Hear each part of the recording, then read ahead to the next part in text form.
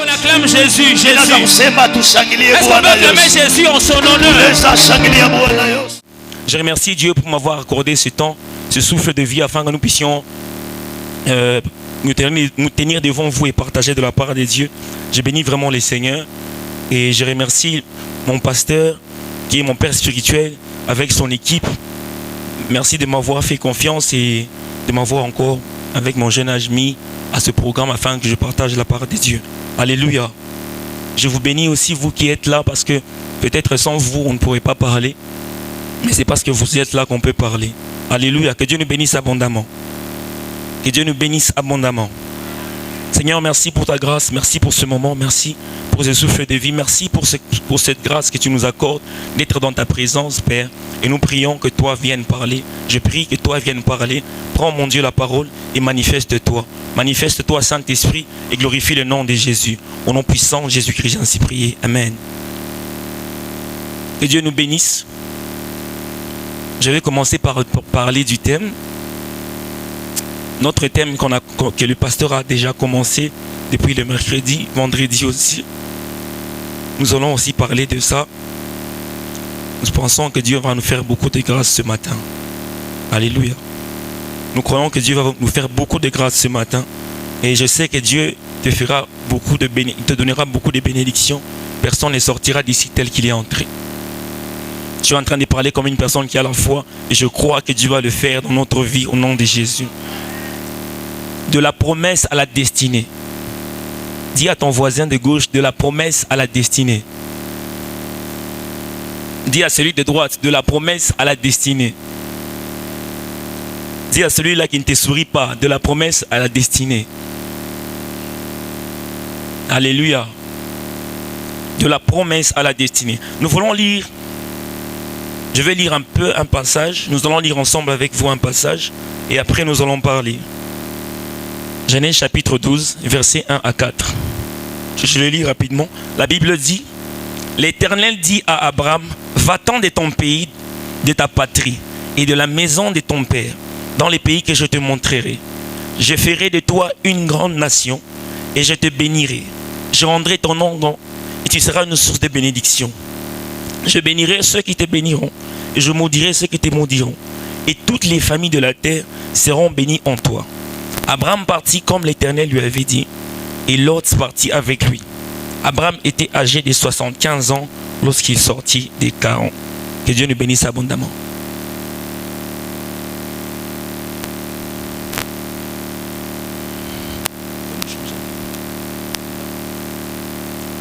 La parole de Dieu ici nous parle de l'histoire d'Abraham. La parole de Dieu nous parle de comment Abraham a été appelé de Dieu. Merci beaucoup. Comment Dieu lui a dit, va-t'en de ton pays, de ta patrie, de la maison de ton père, dans les pays que je te montrerai. Alléluia. Je vais parler de la promesse à la destinée, comme je vous l'ai dit ici. Au fait, quand Dieu vient parler à quelqu'un, quand Dieu vient visiter quelqu'un, il lui donne des promesses. Il lui dit des choses qu'il va faire avec cette personne. Il lui montre son futur dans aujourd'hui. Alléluia. Dieu parle, il te dit des choses qu'il va faire avec toi. Dieu te donne des promesses. Il dit, je ferai de toi une grande nation. Je ferai de toi, je te bénirai, je rendrai ton nom grand. Et tu seras une source de bénédiction. Alléluia. Je suis certain que chacun de nous a déjà eu des promesses de Dieu. Je ne sais pas, dans une vision, je ne sais pas, dans un rêve, je ne sais pas, par une prophétie. Chacun de nous a toujours eu quelque chose qu'il attend de Dieu. Et c'est pourquoi nous employons les termes ici destinée. Ça veut dire là où je vais arriver. Alléluia. La destinée, ça veut dire le point mort, le point final de ma course. La destinée de chacun de nous comme chrétiens d'abord, c'est arriver au ciel. Alléluia. Dans Jean 3,16, la Bible dit, car Dieu a tant aimé les mondes qu'il a donné son Fils unique afin que quiconque croit en lui ne périsse point mais qu'il ait la vie éternelle. La vie éternelle, on la vivra avec Dieu au ciel. Ça veut dire, c'est ça notre destinée. Quand nous croyons en Jésus, nous nous attendons à une chose. Nous nous attendons à ce que Dieu puisse nous amener là qu'il est un jour. Alléluia. C'est ça la destinée de tout chrétien. Mais ici, je suis en train de parler d'une manière explicite sur la terre. Dieu t'a déjà dit des choses. Dieu t'a déjà dit que tu vas faire ceci. Dieu t'a déjà dit que tu feras cela. Et tu es en train d'attendre chaque jour. Tu aspires à ce que ce jour soit même aujourd'hui. Tu aspires à ce que ce jour soit même, je ne sais pas, demain ou dans quelques minutes. C'est ça la destinée, la finalité. Ce que Dieu t'a dit. Ce que Dieu va faire. Ce que tu attends de Dieu. La destinée. La destinée n'est possible que s'il y a des promesses. Quand il y a des choses que Dieu nous a déjà dit d'avance. Alléluia. Juste pour nous faire comprendre. Je disais, quand Dieu appelle quelqu'un, cet appel est accompagné par une promesse. Et cette promesse constitue une source de motivation pour que la personne appelée obéisse à Dieu en quittant et en allant là où Dieu va lui dire. Je vais répéter ça. Peut-être si vous pouvez écrire, ça sera aussi bien pour que vous puissiez bien me suivre jusqu'à la fin. Je dis ceci, quand Dieu appelle quelqu'un, cet appel est accompagné par une promesse et cette promesse constitue une source de motivation pour que la personne appelée obéisse à Dieu en quittant là où il est afin d'aller là où Dieu lui dira d'aller. Vous savez, quand Dieu est venu parler à Abraham, Abraham avait déjà sa femme, il avait aussi quelques serviteurs, il avait déjà des biens là où il était dans la maison, dans sa patrie. Dieu a trouvé Abraham là où il était stable. Et Dieu a rendu Abraham comme un vagabond. Alléluia. Vagabond, ça veut dire je ne sais pas où je suis en train d'aller, mais je suis en train d'abord d'errer. Dieu lui dit, sors, va là où je te montrerai. Et c'est comme si on te demandait de faire tes valises et de te laver, sortir le matin pour aller là où Dieu va te montrer. C'est absurde, c'est comme si c'est fou. Tu sors de quelque part là où tu étais stable, tu avais tout avec toi pour aller errer et vaguer ça et là. Alléluia. Nous avons une chose que nous devons manifester quand Dieu nous appelle. Abraham a manifesté la foi parce qu'il a cru en ce que Dieu lui avait dit. En fait, quand on dit la foi, c'est que nous devons croire à quelque chose. Alléluia. On n'a pas foi en rien, on a foi en quelque chose. Abraham avait foi en ce que Dieu lui avait dit, dans les promesses que Dieu lui avait dit. C'est comme ça que nous venons aussi chaque jour à l'église, parce que nous avons foi en ce que Dieu nous a déjà dit. Alléluia. Nous avons foi, nous croyons en ce que Dieu nous a déjà dit et nous savons que ça va se matérialiser un jour, ça va se manifester. C'est comme ça que c'est notre source de motivation. Chacun a une source de motivation par rapport à ce que Dieu t'a déjà promis. Moi je crois en Dieu parce qu'il m'a dit qu'il fera de moi, il fera de moi, il fera de moi. Comme Abraham avait cru parce que Dieu avait dit, je ferai de toi, je ferai de toi. Alléluia. Mais la chose qui a manifesté sa foi, c'était ses actions. Des fois, nos actions montrent que nous avons foi. Dieu peut te sortir de ton lieu de confort afin de t'amener là où il voudra t'amener. Alléluia. Et la façon de sortir de la maison était une manifestation pratique de la foi qu'Abraham avait envers Dieu. Alléluia. Alléluia. Oui, Abraham est sorti. Il est sorti à l'instant, il est parti avec sa femme. Et on a même dit qu'il est parti avec l'autre. On n'a même pas dit qu'Abraham avait posé des questions. Pourquoi? Je suis en train d'arriver. Dieu nous bénisse abondamment. Ça veut dire, je vais prendre l'histoire d'Abraham, je parlerai de Joseph, et je parlerai du peuple d'Israël. Parce que la Mésopotamie, c'est là-bas qu'Abraham habitait, il était dans la Mésopotamie. C'était des gens qui adoraient divers dieux. Au fait, quand Dieu l'a appelé, il l'a aussi délivré. Alléluia. Quand Abraham a reçu l'appel de Dieu, ce que Dieu l'a sorti, délivré, c'est sortir quelqu'un sous une autorité établie. Alors il y avait des autorités là-bas qui étaient des idoles, qui lui était en train d'adorer aussi. Abraham n'était pas chrétien avant, il n'était pas enfant de Dieu avant. C'est lorsqu'il a cru en Dieu, quand Dieu lui a parlé, lui est apparu pour lui parler, c'est alors qu'il est devenu enfant de Dieu. On l'a mis à part. Alléluia. Ça veut dire quand Dieu te délivre, il te met à part. C'est comme ça. Quand Dieu te donne des visions, te donne des songes, il doit te déplacer de là que tu es. Joseph avait vu des visions, avait des songes, il avait vu son père et sa mère et ses frères en l'image de la lune, du soleil et des étoiles se prosterner devant lui, ça c'était bon. Et puis il voyait des gerbes de fleurs, des gerbes, oui, des gerbes juste comme ça, se prosterner, 11 gerbes qui avaient l'image de ses frères, se prosterner devant lui. Et il avait fait ces visions-là, alors il s'attendait à être roi un jour, à primer, à dominer ses frères. Mais il fallait que Dieu les déplace de là. Alléluia. Les déplacements que tu subis de Dieu ne t'amènent pas à ta perte. Je vais dire à quelqu'un ce matin, les déplacements que Dieu t'a fait faire, ce n'est pas pour te perdre. C'est pour t'amener vers l'accomplissement de ses promesses. C'est pour t'amener il est en train de te faire entrer dans le chemin de la destinée. Alléluia. Alléluia. Dieu va déplacer quelqu'un aujourd'hui pour le ramener tellement plus proche de sa destinée. Alléluia. Tu me donnes un bon amen et tu reçois ces choses. Je prie que ça soit ton cas ce matin. Que Dieu accélère un peu le processus de ta destinée afin que tu y arrives. Alors Abraham est sorti. Et Joseph aussi ne pouvait pas comprendre. Je suis en train de combiner les deux histoires. Dieu a dit une chose à Abraham. Je vais rentrer sur ça. Mais je prends d'abord Joseph parce qu'on finira avec Abraham. Joseph ne comprenait pas. On l'a haï par ses frères. On l'a jeté dans une fosse. Et après on l'a vendu par les Ismaélites. Et puis après les Ismaélites l'ont vendu aux Égyptiens. Et aux Égyptiens on l'a acheté par Potiphar. Voyez-vous un peu le trajet? Joseph pouvait se dire, moi que Dieu a dit je vais régner sur mes frères, je deviens l'esclave. C'était le contraire. Parce que lui devait être un roi, un chef sur ses frères, sa famille. Mais lui est devenu esclave dans un pays étranger. Très bizarre.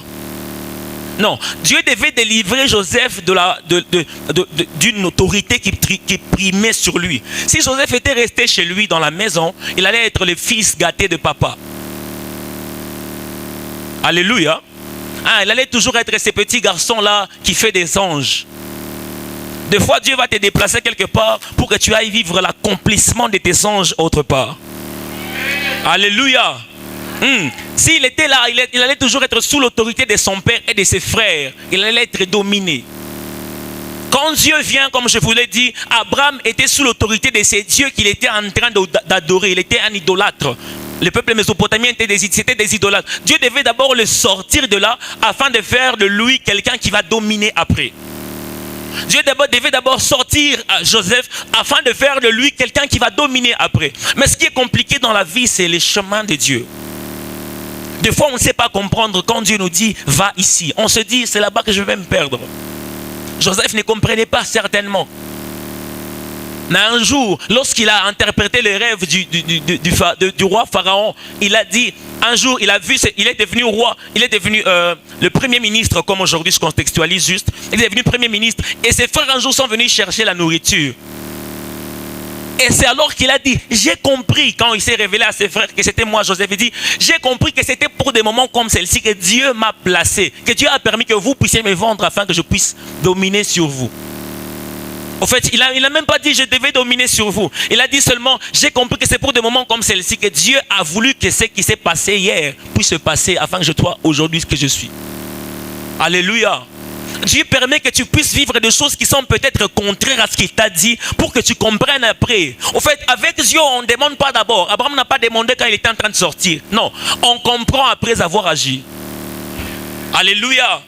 Oui, on n'a pas besoin de comprendre tout au début, non. Dieu aime qu'on puisse comprendre après pour qu'on dise, c'est pourquoi hein? Dieu, tu avais vraiment raison. Parce que si Dieu veut nous expliquer, on va mettre Boubichi. On ne saura pas avancer. Alléluia. Alléluia. Que Dieu nous bénisse abondamment. Alors nous allons parler du chemin qui est de l'espace, je vais dire ça comme ça, qui est entre la promesse et la destinée. De l'intervalle qui est entre la promesse et la destinée. Ce chemin, on peut appeler ça désert aujourd'hui. Alléluia. Quand Dieu a délivré les peuples d'Israël, il les a sortis sur une autorité, comme je vous ai dit, il faut sortir quelqu'un d'une autorité afin de l'amener quelque part, afin de l'amener à son accomplissement, à sa destinée. Dieu a délivré les peuples d'Israël par la main de Moïse et il les a amenés où ça? Dans les déserts. Alléluia. Dieu les a amenés dans les déserts. Lorsque Jésus-Christ fut baptisé, le premier lieu qu'il a visité, la Bible dit parce que l'Esprit l'avait poussé, amené par l'Esprit dans les déserts. Et puis il faut faire quoi? Pour être tenté. Nous allons dire pour être éprouvé. Parce que c'est Dieu qui éprouve, le diable tente. Alléluia. Dieu nous sort dans un lieu où on était dominé afin de nous former. Parce que l'épreuve, c'est un moment de formation. Alléluia. Au fait, dans les chemins du désert, dans les chemins de l'épreuve, Dieu prend le soin de nous faire comprendre le pourquoi de notre bénédiction future. Quelqu'un a compris ça? Dieu prend le soin de nous tailler afin que nous comprenions pourquoi il va nous bénir. Oui, Dieu prend le soin de s'assurer qu'après la bénédiction, tu ne vas pas les quitter. Hein? Dieu prend le soin de faire de toi une source alors de bénédiction. Il te fait comprendre que tu es une source de bénédiction. Les pères ont toujours perdu plusieurs fois. Alléluia. Dieu est en train de m'expliquer, de me faire comprendre des choses sur un père. Un père investit même lorsqu'il ne sait pas qu'on va pas lui manifester, ou soit qu'on va lui manifester la gratitude. Il investit juste. Voyez-vous, je vais vous parler un peu d'un père. Chaque matin, il sort pour aller au travail. Il ne travaille même pas pour lui.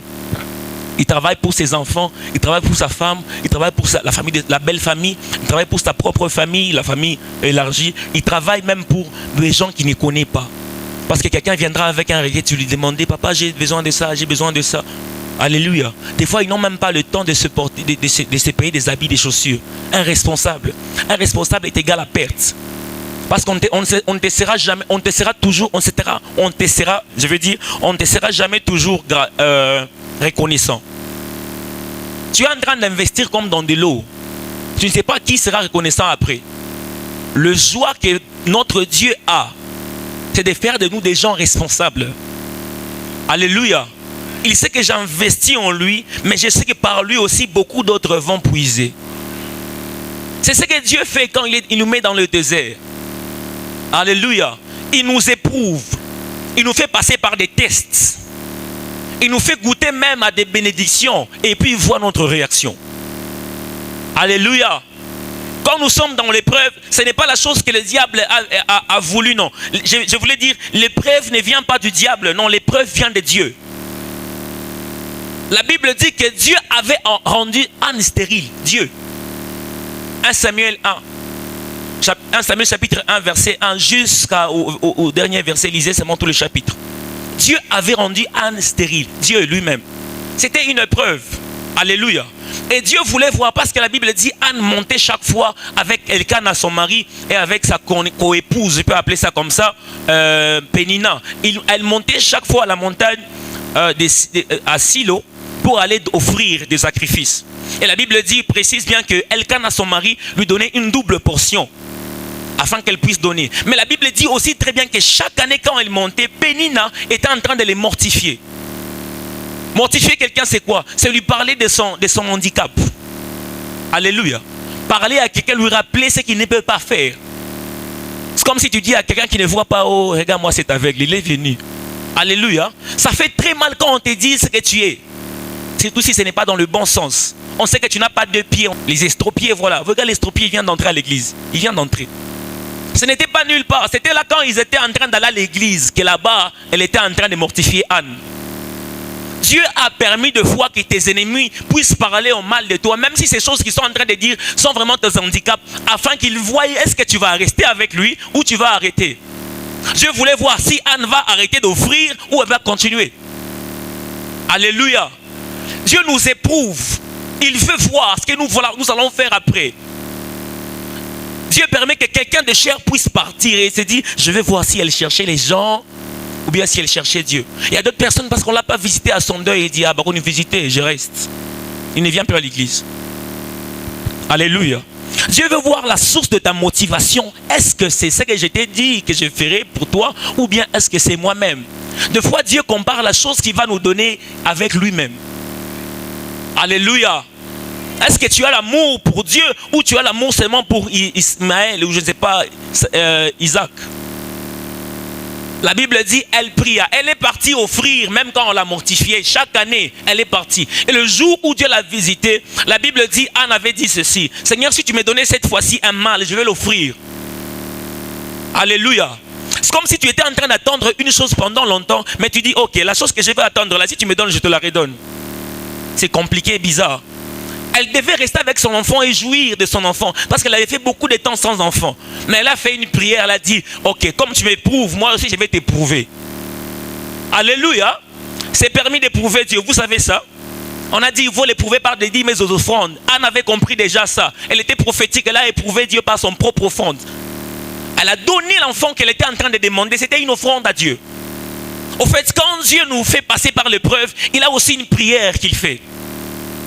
Écoutez, Dieu avait déjà rejeté Élie et ses enfants. Alors Dieu était en train d'attendre quelqu'un qui pouvait remplacer cette personne-là. Dieu fait ses prières pour les gens. Il dit, je vais passer par qui afin de sauver mon peuple?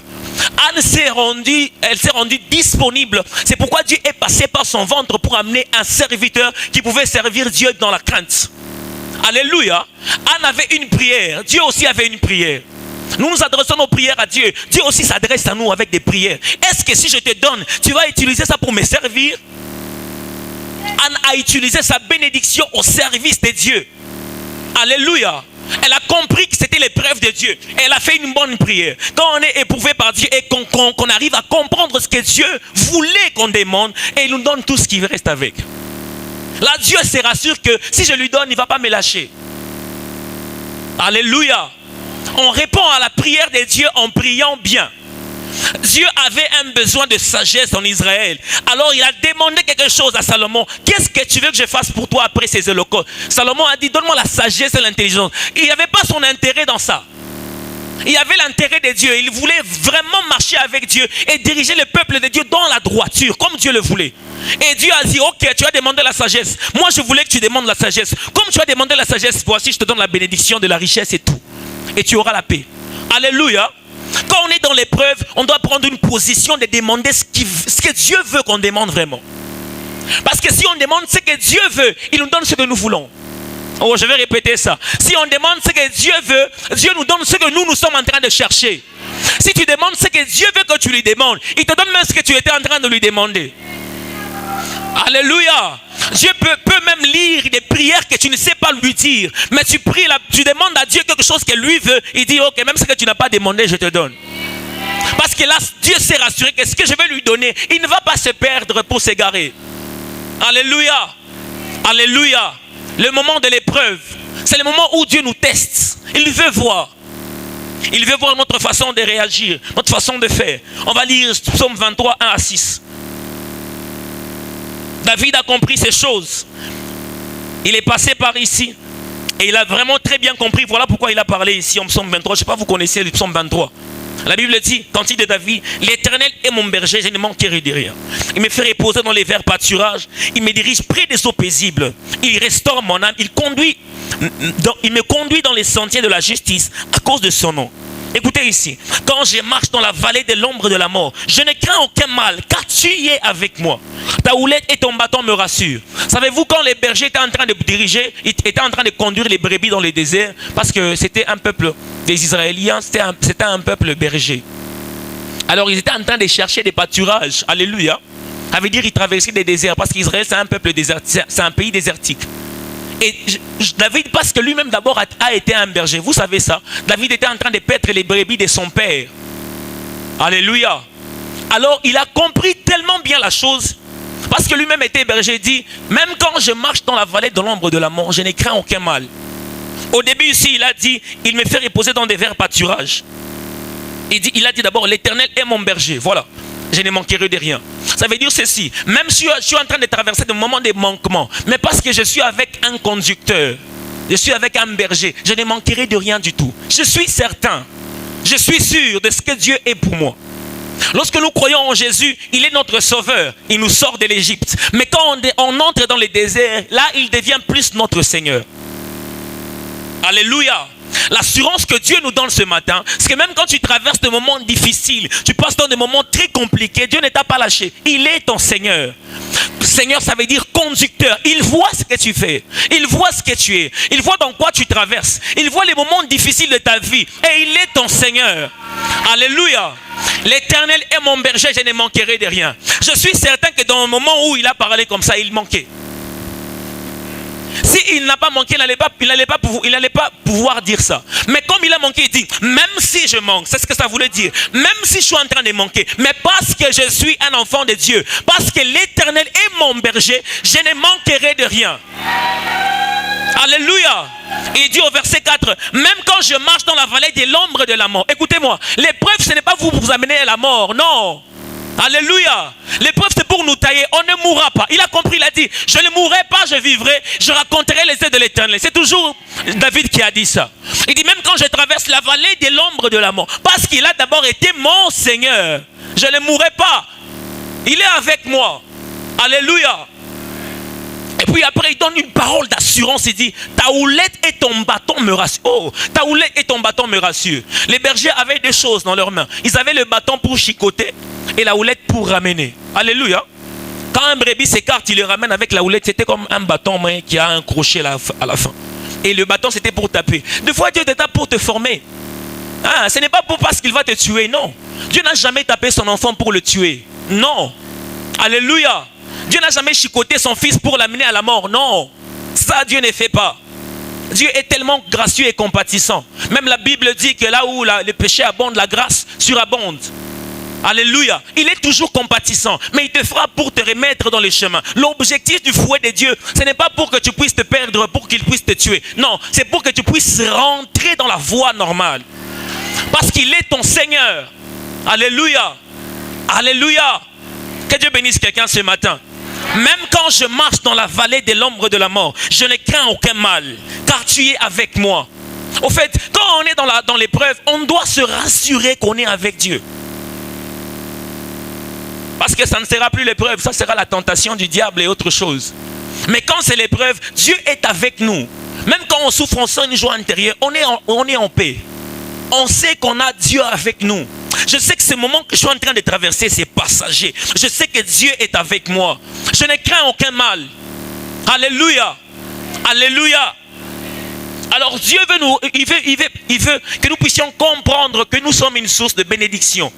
Un père a toujours payé les prix. Je vous ai expliqué comment est-ce qu'un père souffre. Il paye le prix pour les autres. Des fois, nous sommes des ambassadeurs de nos familles ici, n'est-ce pas?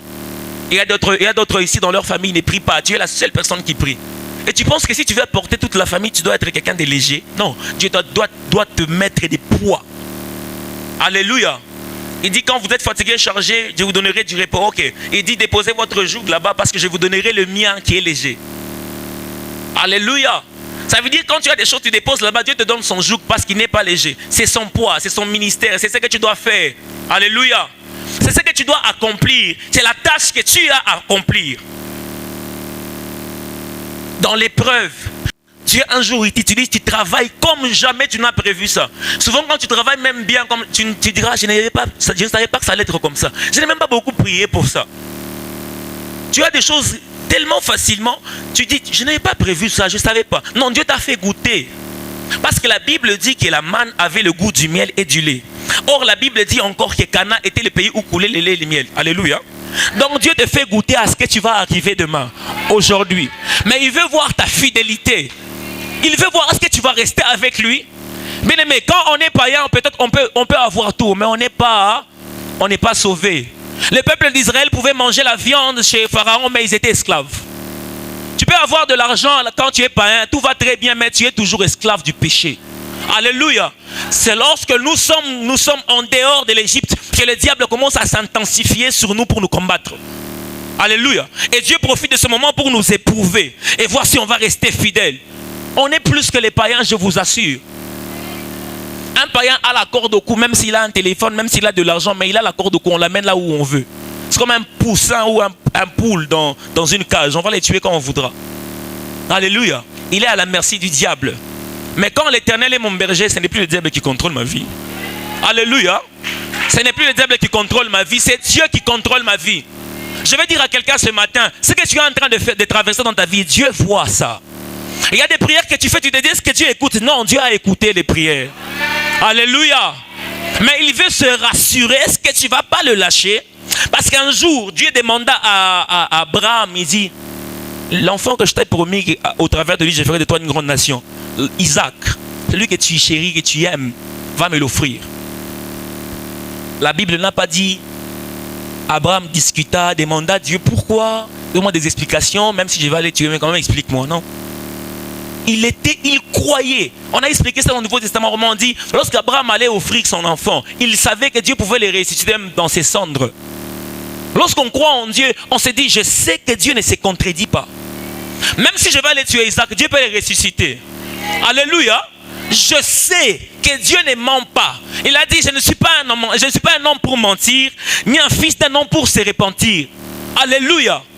Alléluia. Abraham est allé tuer Isaac. Dieu a éprouvé quelqu'un. Même dans la bénédiction que Dieu va te donner, il va t'éprouver. Oui.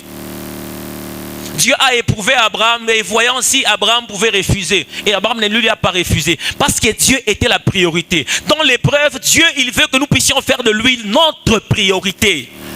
Même si je manque l'argent aujourd'hui, même si je ne me marie pas aujourd'hui, même si le mariage traîne, on m'appelle célibataire endurci, même si je ne vois pas ce que j'ai demandé pendant des années, je ne lâche pas prise parce que je sais que c'est Dieu que je veux plus que tout ce que je suis en train de demander.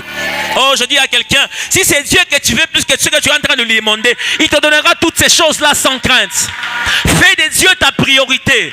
L'épreuve vient nous faire voir que Dieu est notre priorité. Alléluia.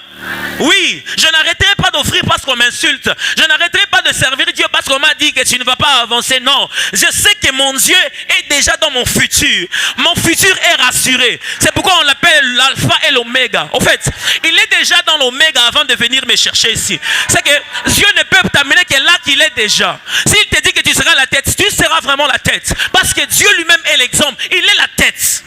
Alléluia. C'est comme ça que Dieu fait les choses. Ce n'est pas des choses qu'il ne nous rassure pas. Non, Dieu est l'assurance de vie sur la terre. Oh mon Dieu. Dieu ne reste même pas ici sur la terre. Même au ciel, il sauve. Alléluia. Il nous sauve ici et nous amène là qu'il est. Les moments de l'épreuve. Job, un jour, il a tout perdu. Il a tout perdu.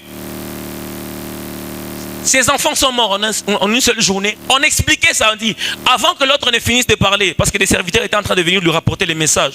Avant que l'autre ne finisse de parler, un autre rentra et lui dit, tout est champ, tout ce que tu avais, tout ce qu'il avait, c'est perdu. Et il n'a pas régné Dieu. Deuxième niveau, Dieu a dit au diable, va toucher à son corps, ne touche pas à son âme. Job est devenu, il a porté des ulcères, ça m'a boupé. Alléluia. Sur son corps, jusqu'à ce que sa propre femme, la chair de sa chair. Oh mon Dieu, je demande à quelqu'un que la personne avec qui tu es attaché ne te sort pas de la volonté de Dieu. Que la personne avec qui tu es plus proche ne te sort pas de la volonté de Dieu.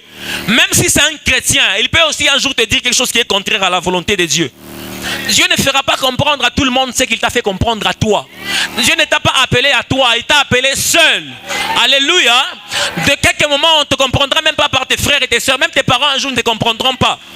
Parce qu'on n'avait pas compris aussi Joseph par son propre père. Il dit, tu veux dire quoi toi? Moi et ma mère et tes frères, nous allons te prosterner. Non, Dieu n'avait pas parlé à son père, il avait parlé à l'enfant.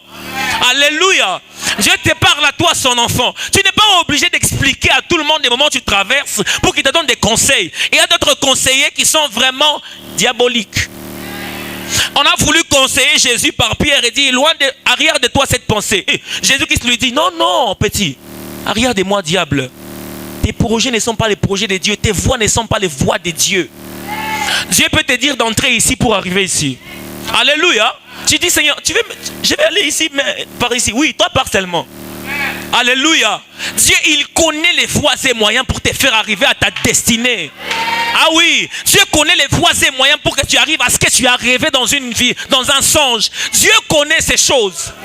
Dieu a fait traverser Joseph dans des lieux bizarres. Joseph ne pouvait pas comprendre. Moi j'ai rêvé que je suis devenu roi, mais je suis devenu esclave. Comment? Non. Lorsque l'Éternel est mon berger, je ne manquerai de rien.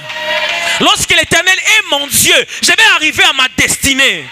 Même par une simple vision comme ça, Dieu fera de moi un roi. Alléluia. Ce sont par des choses négligeables que Dieu se manifeste. Des choses qu'on ne peut pas même imaginer. Que c'est là Dieu manifeste sa gloire. Oh, avec 5 pains et 2 poissons, Dieu a fait nourrir 5000 personnes.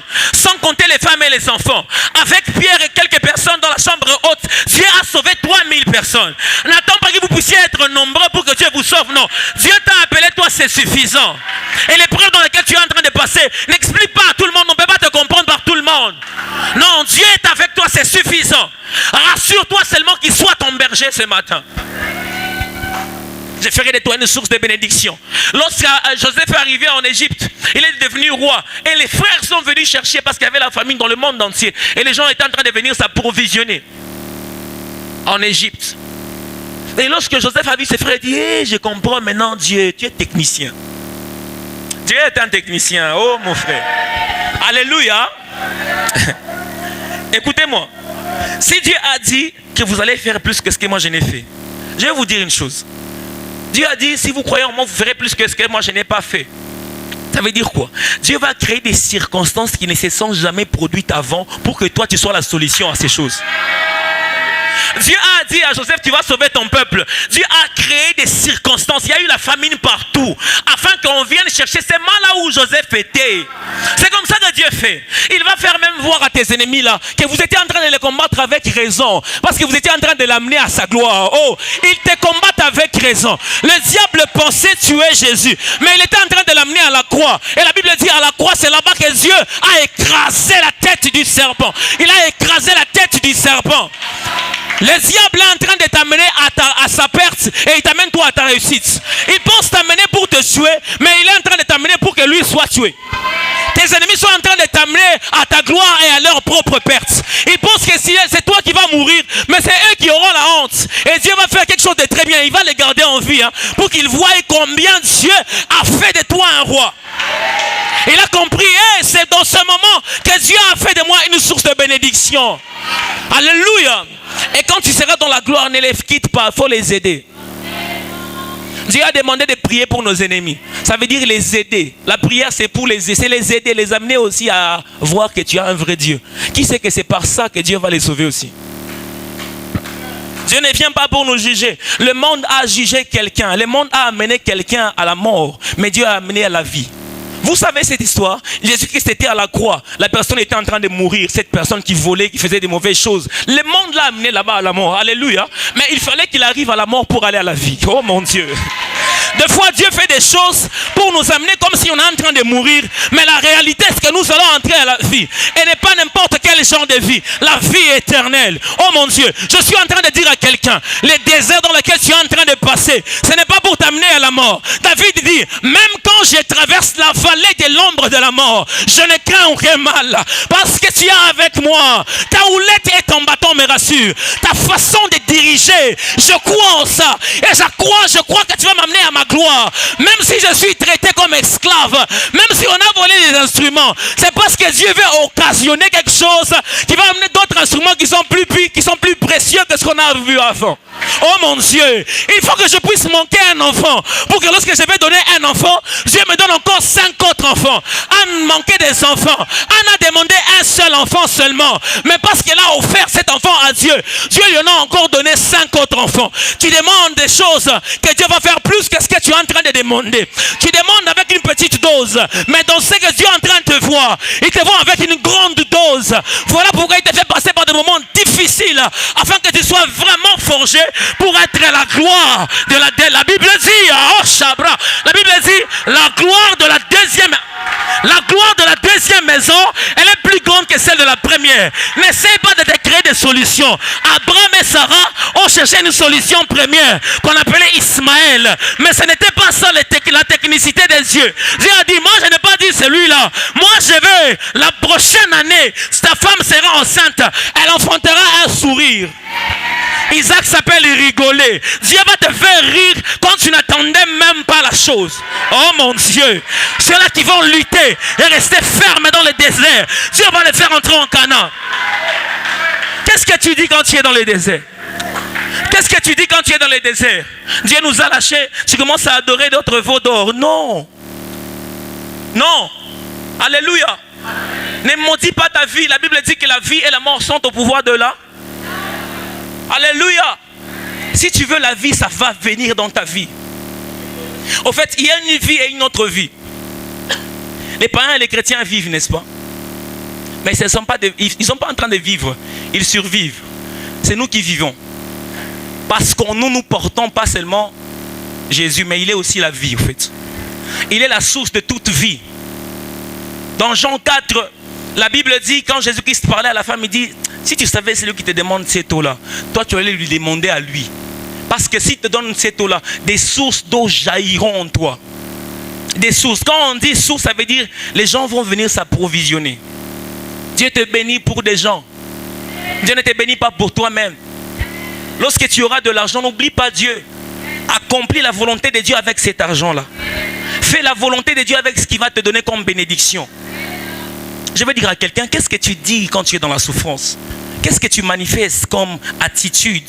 Nos paroles, nos gestes montrent que nous croyons en Dieu et que nous ne croyons pas aussi.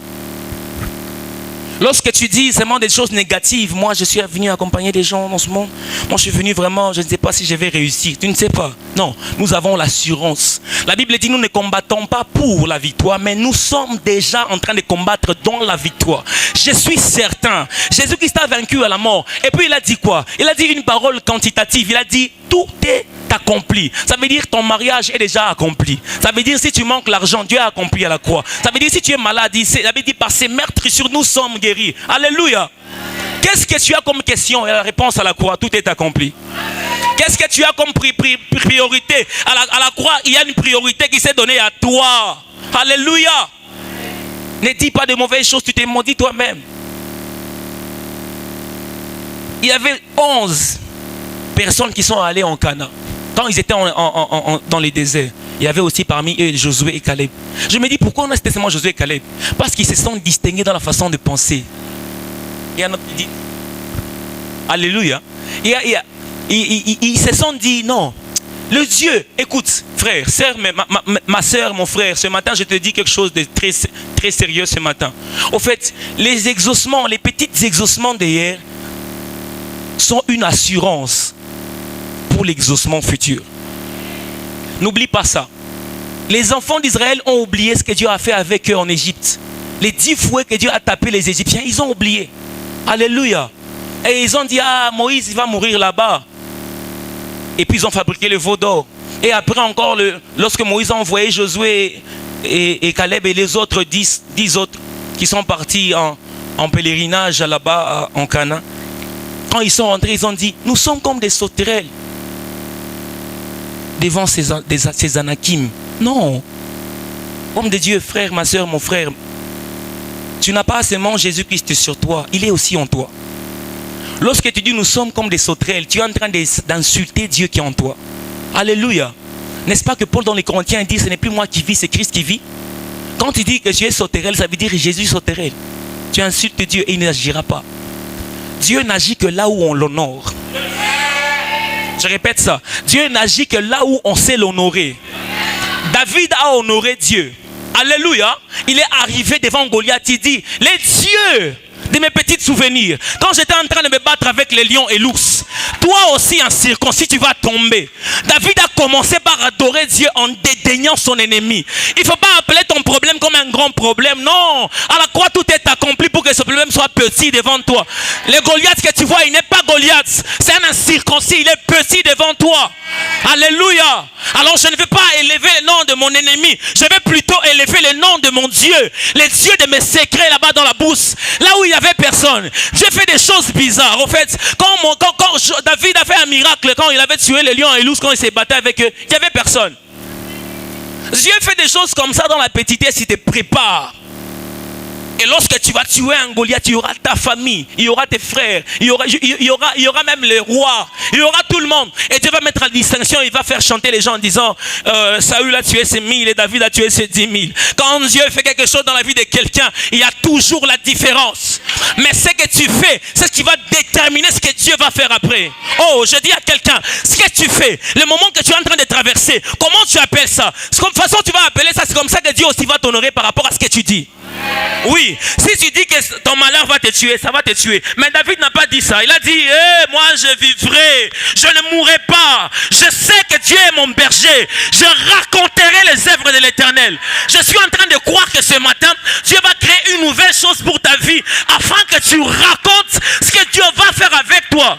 Je ne parle pas de quelqu'un d'autre, je parle de toi. Dieu va faire avec toi des choses grandioses. Et tu diras, c'est le Dieu qui m'a aidé à tuer les lions et l'ours dans les déserts. Oh, Dieu va faire chanter tes ennemis des chants pour t'élever, pour élever le nom de Jésus. Le jour où le feu était descendu, on a su que Dieu était vraiment avec Élie. Dieu va faire quelque chose de spectaculaire, afin que même tes ennemis voient, hey, celui-ci a vraiment un vrai Dieu. Par rapport à ce que tu confesses, Alléluia. La vie et la mort sont au pouvoir de la langue. Je confesse la vie ce matin au nom de Jésus. Je suis en train de traverser des moments de pauvreté. Je sais que mon Dieu, il est le maître de l'or et de l'argent. Je ne vais pas mourir, je vivrai. Alléluia. Dieu veut que je puisse atteindre une stature mature dans la spiritualité, afin qu'il me donne des choses. Parce que je suis héritier du roi de rois. Tout ce qui est à Dieu est à moi. Oh, tout ce qui est à Dieu est à toi ce matin. Oui, que les moments difficiles ne te prêchent pas. Le diable aussi prêche, vous savez ça? Non, il ne va pas me prêcher ce matin. Dis à ton voisin, il ne va pas me prêcher ce matin. C'est un menteur. Dis ça, c'est un menteur. Le diable est un menteur. Oui. Alléluia. Jésus-Christ a dit, je suis la vérité et la vie. Dans cette vérité, nous trouvons la vie. Nous n'allons pas mourir. Non, Dieu est avec nous. Alléluia. L'épreuve, c'est le moment de formation dans lequel Dieu nous taille. Dieu nous rend forts. Dieu nous fait comprendre qu'après avoir été béni, tu dois bénir les autres. Alléluia. Après que je te donne tout ce que tu auras là, il faut que tu puisses faire venir tes frères. Ne les chasse pas. C'est eux qui t'ont vendu. Ok, ne les chasse pas. Il faut les amener. Appelle même les parents comme David, comme Joseph avait fait. Il a dit, j'ai compris. Va aller appeler mes parents. Aller appeler toute ma famille. Je vais les faire asseoir ici. Quand tu seras béni, n'oublie pas ta famille. Quand tu seras béni, n'oublie pas le lieu de ta bénédiction. N'oublie pas l'endroit où tu as été visité. N'oublie pas. Ne change pas d'église. Ne va pas t'abonner à d'autres pasteurs. Ne fouille pas ton quartier, tu as honte de dire ton quartier. Moi, quand je prêche quelque part là au centre-ville, on me dit, tu habites où? Je dis, je suis à la vallée, mon église c'est presque à la Roachie. Je donne même des adresses pour que les gens viennent ici. Je n'ai pas honte de mon père. Pourquoi on devient comme ça ce dernier temps? Quand Dieu nous visite, donc notre bénédiction ne mérite pas ces lieux. Il faut que je change d'endroit. L'ingratitude, c'est ce que Dieu n'aime pas. Quand il veut nous tailler pour voir ce qu'on vraiment on sera des gens qui sont reconnaissants. Alléluia. Là, tu es assise. Lorsque Dieu va te visiter, il faut que tu changes ton... Non. Joseph, il se disait, je suis un Hébreu. Il n'a pas oublié ses origines. Il n'a pas changé ses origines. Il n'a pas changé ça. Il n'a pas même changé son Dieu. Et Joseph était quelqu'un de distinctif. Alléluia.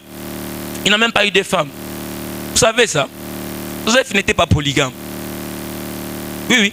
Parce qu'avec l'argent, je peux me trouver une autre femme. Lorsque quelqu'un d'autre est béni comme ça, bon, ça c'est la femme de la maison, ça c'est la femme du ministère. Frères et sœurs, est-ce qu'on peut acclamer les Seigneurs très fort? Que Dieu nous bénisse abondamment.